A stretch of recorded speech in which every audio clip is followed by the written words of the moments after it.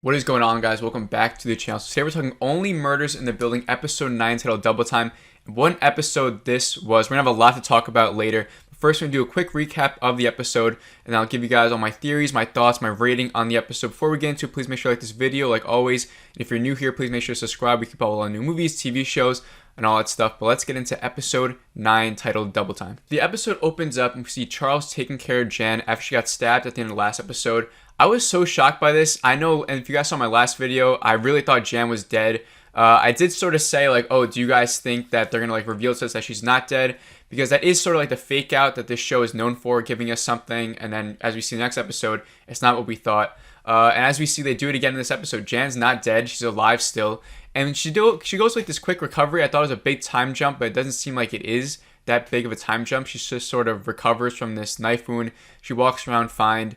And that's it. We then hear this narration happening by the trio, Charles, Oliver, and Mabel. They're doing the podcast. They're retracting the statements that they made against Teddy and Theo, stating that they were the killers. While there's whole narrations happening, we see that Oliver receives an eviction notice, and the neighbors are starting to get wary of these podcasters and the whole mystery. So they decide to have a meeting. Before we get to the meeting, we do see that Charles' old stunt double comes back. I think her name was Saz. It's played by Jane Lynch from Glee and everything else she's in.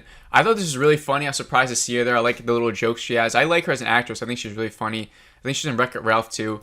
So yeah, I enjoyed her showing up, and the fact that it's a girl playing a stunt double for Steve Martin's character I think it was really funny. It was a good little dynamic to the show. There's a joke she says about she has to go play for Tilda Swinton because they look similar. I just really enjoyed it. I just thought it was funny.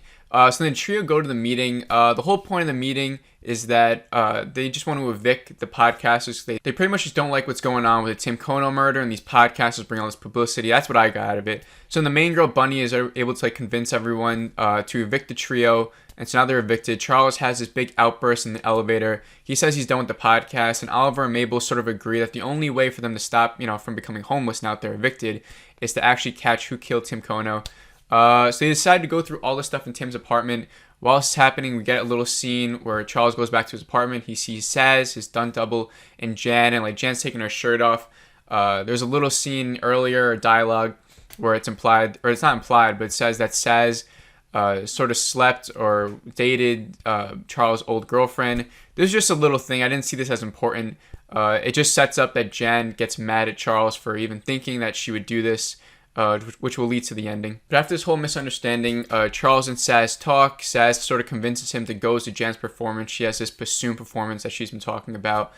She says she doesn't want Charles to go. So Charles obviously doesn't go. He's all melancholy, like Saz says.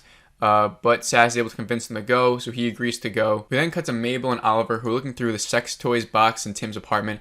Among all the sex toys, they find a bassoon cleaning device, which clearly links Jan to Tim now.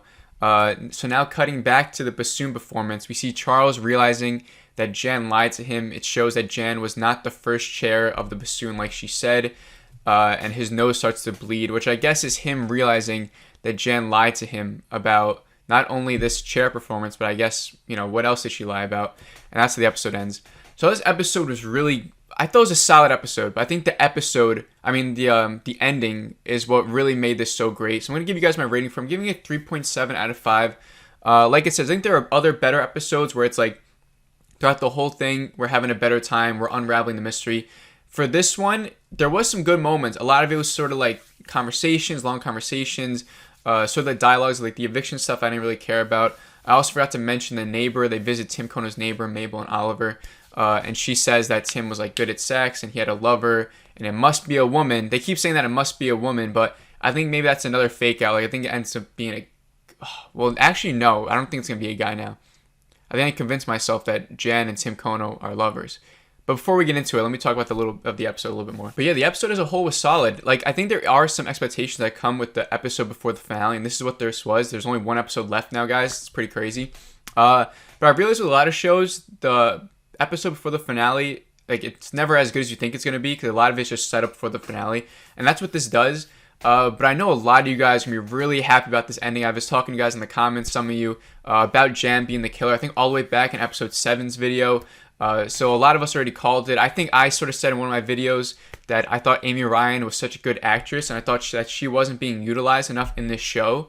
So I thought her being the twist that she's the killer just made sense because they need to use that actress in a certain way. They're not just going to have her be like this background character in the apartment or even just Charles' lover. I just thought she would be used more.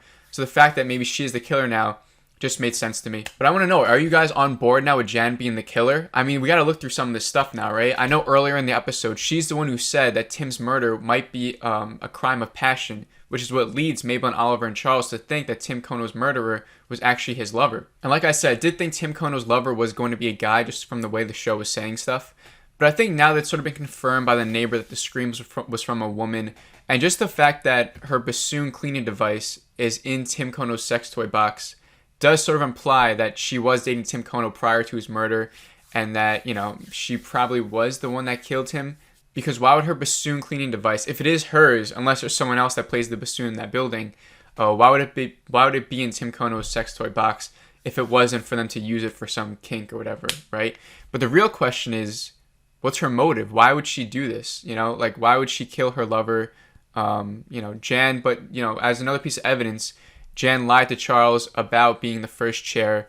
And so she lied about professional life. Maybe she lied about her, you know, her past lover's life. So it just shows that, you know, she is a liar. And her wanting to be so involved in this investigation, you know, is maybe just her trying to sabotage it. You know, it would be like such a good idea for her to go in there and start giving them some ideas, you know, even though she is the killer. Just makes sense. And I guess this also means that she stabbed herself, which is also good because then that would mean that her name would just be crossed off the suspect list. Like what was my thought at the end of the last episode, you know? I thought, you know, if she stabbed her, or if she got stabbed, it's obviously not her. And also I just wanted to point this out in the episode where they go on a date with Charles. She does talk about her mental health a little bit. I don't know if you remember that. I remember Charles was like, whoa, it's too much baggage or whatever. So maybe like her mental health will play into this a little bit. Like that's why she killed him. Just want to give that out there. But I do want to also say, like I said earlier, the show is known for giving fake outs. So do you think this is just another fake out for us to believe it's Jan and then at the finale we get someone else? I do think it's maybe a little bit too late to give us another suspect. You know, there's only one episode left. I do see the finale just being them confronting Amy Ryan's character Jan and them, you know, just sort of confronting her and just seeing how it all plays out. I think it's too late for them to throw as another suspect at us. So all that being said, I do believe now that Jan is the killer. I just think, like I said, the finale would be about confronting her. Please let me know what you guys saw this episode. Please let me know what you think of the show as a whole. And please let me know if you think Jan is the killer or not, if you have any other theories. But I do think it's a little bit too late to throw anybody else at us.